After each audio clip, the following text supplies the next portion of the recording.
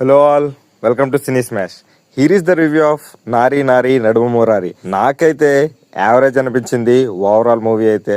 But సినిమాలో comedy మాత్రం బాగా వర్కౌట్ అయింది. స్టోరీ అండ్ పేసింగ్ అటు ఇటు ఉన్న కామెడీ అండ్ శర్వానంద్ పర్ఫార్మెన్స్ తో అలా వెళ్ళిపోయింది మూవీ. బోర్ అయితే ఎక్కడా కొట్టలేదు, బట్ పేసింగ్ కొంచెం స్లో అనిపించింది. ఫన్ జనరేట్ చేయడానికి సినిమాలో చాలా స్కోప్ ఉంది, బట్ ఫుల్ గా యూటిలైజ్ చేసుకోలేకపోయారని చెప్పాలి. గుడ్ థింగ్ ఏంటంటే కామెడీ ఆర్గానిక్ గా అనిపించింది. మీమ్ రిఫరెన్సెస్ వాడారు, బట్ టూ మచ్ గా ఏమి యూజ్ చేయలేదు. లైట్ హార్టెడ్ టైం పాస్ కామెడీలా అనిపించింది.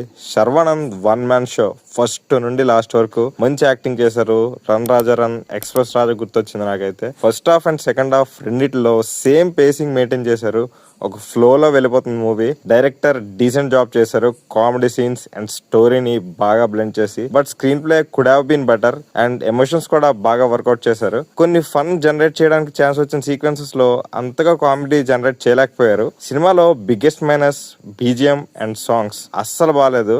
సీతారామంకి మ్యూజిక్ ఇచ్చిన విశాల్ చంద్రశేఖరే ఈ మూవీకి మ్యూజిక్ డైరెక్టర్, బట్ అసలు మినిమం కూడా బాగాలేదు. స్పెషల్ మెన్షన్ టు నరేష్ గారు సీన్స్ వచ్చినప్పుడల్లా మంచి ఫన్ జనరేట్ అయింది. సుదర్శన్, సత్య అండ్ వెన్నెల్ కిషోర్ లాంటి మంచి కమెడియన్స్ ఉన్నారు మూవీలో.